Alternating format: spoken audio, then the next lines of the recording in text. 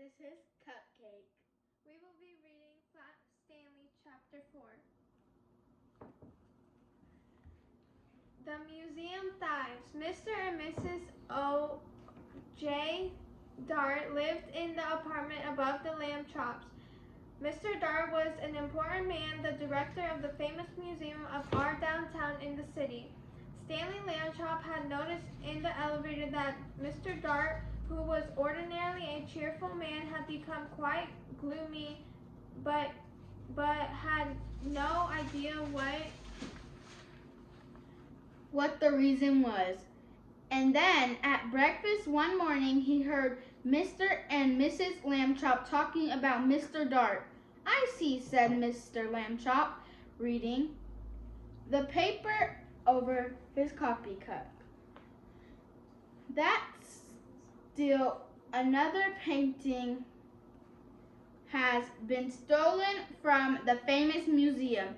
It says here that Mr. O.J. Dart, the director, is at his wit's end." "Oh dear, are the police no help?" Mrs. Lambchop asked. It seems not," said Mr. Lambchop.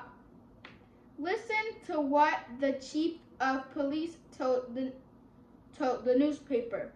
We suspect a gang of sneak thieves. These are the worst kind. They work by sneakery, which makes them very difficult to catch. However, my men and I will keep trying. Meanwhile, I hope people will buy tickets for the policemen's ball and not park their cars where signs say don't." The next morning, Stanley Lambchop heard Mr. Dart talking to his wife in the elevator. "These sneaky thieves work at night," Dr. Dart said. "It is very hard for our guards to stay awake when they have been on duty all day. And the famous museum is so big we can't guard every picture at the same time. I fear it is hopeless, hopeless, hopeless."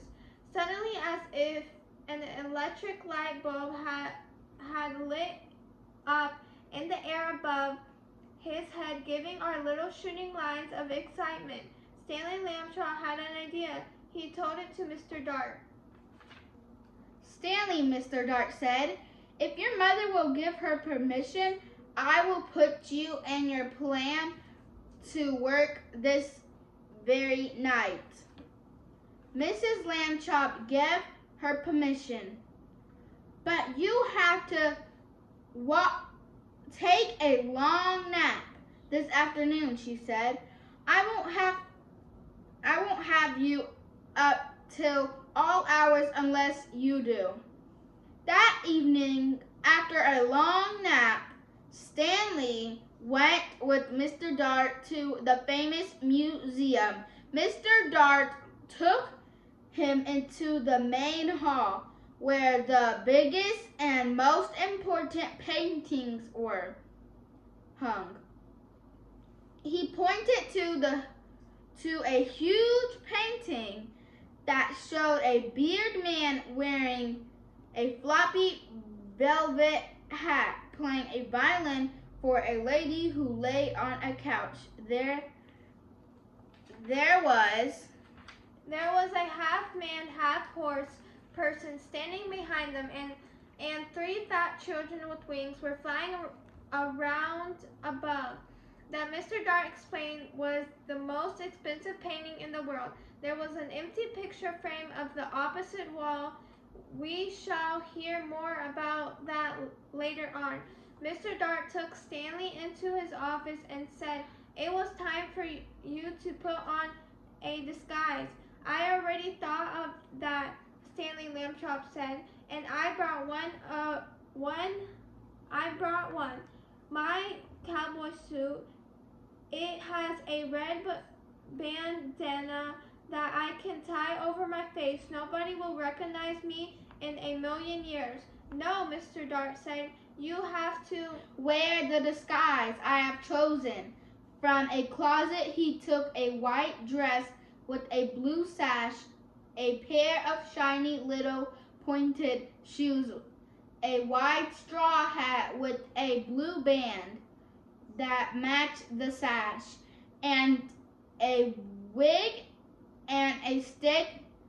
The wig was made of blonde hair, long and done in ringlets. The stick was curved at the top, and it too had a blue ribbon on it. In this shepherdess disguise, Mr. Dart said, you will look like a painting that belongs in the main hall.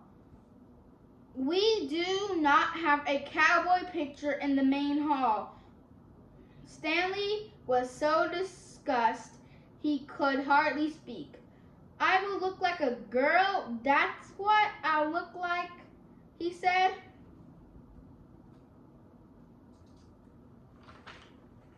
I wish I had never had my idea, but he was a good sport, so he put on the disguise.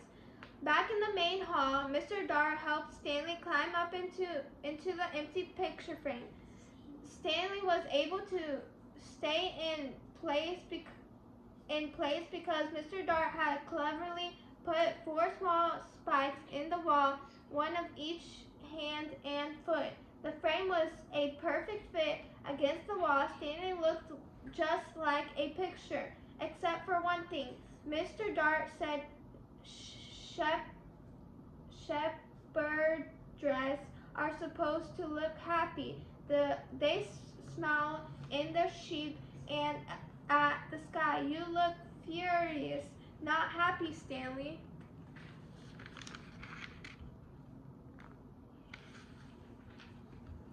Stanley tried hard to get a far-away look in his eyes, and even to smile a little bit.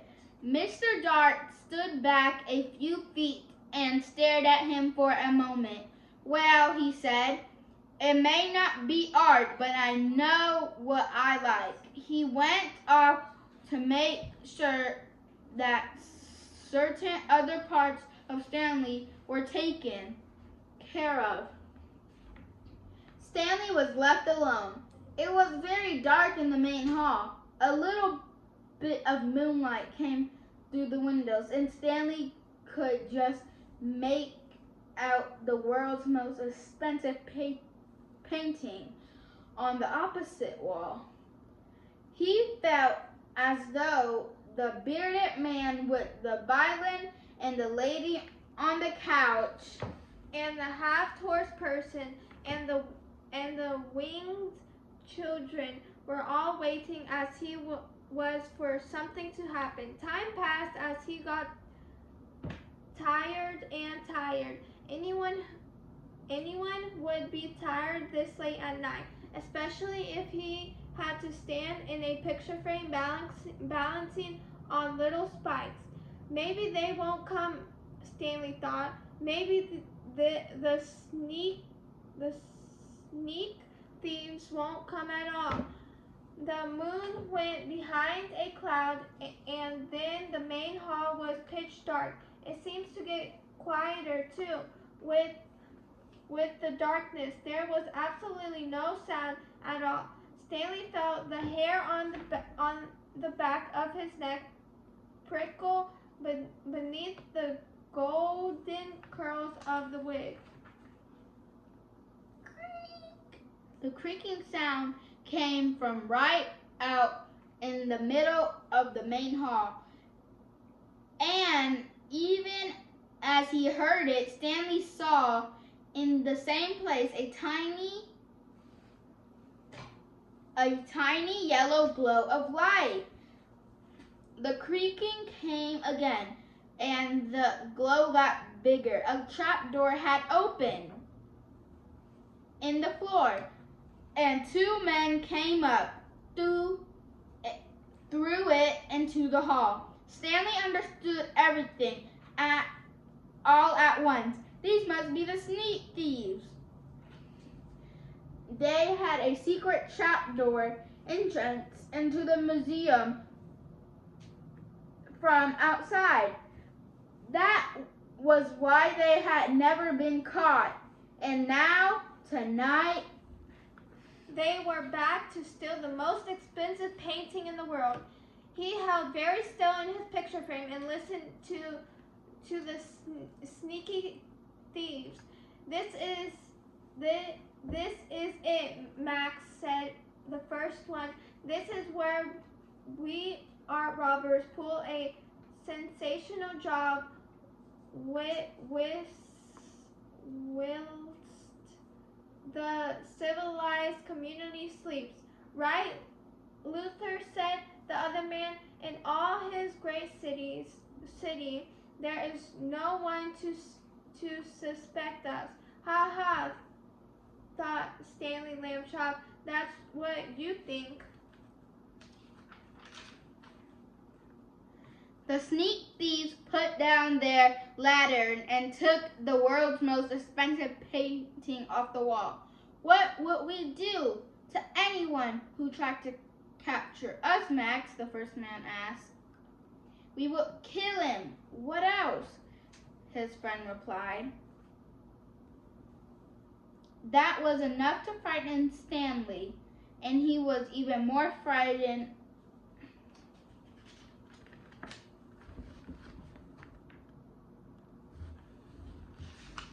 He was even more frightened when Luther came over and stared at him. This sheep girl, Luther said. I thought sheep girls were supposed to smile, Max. This one looks scared. Just in time, Stanley managed to get a faraway look in his eyes again and to smile sort of. You are crazy, Luther, Max said. She's smiling, and what a pretty little thing she is too. That made Stanley furious. He waited until the sneaky thieves had turned back to the world's most expensive painting, and he shouted in his loudest, most terrifying voice, "Police! Police! Mr. Dart, the sneaky thieves are here!" The sneak thieves looked at each other. Max said, the first one, very quietly, I think I heard the sheep girl yell. I think I did too, said Max in a very quiet voice. Oh boy, yelling pictures. We both need a rest. You get a rest, all right, shouted Mr. Dart, rushing in with the chief of police and lots of guards and policemen behind him. You'll get arrested. That's what. The sneak thieves were too mixed up by Mr. Dart's joke and too frightened by the policeman to put up a fight. Before they knew it, they had been handcuffed and led away to jail. The next morning in the office of the chief of police, Stanley Lambchop got a medal. The day after that, his picture was in all the newspapers. And that is the end of chapter 4. Hope you like and subscribe, and check out our next video for chapter 6.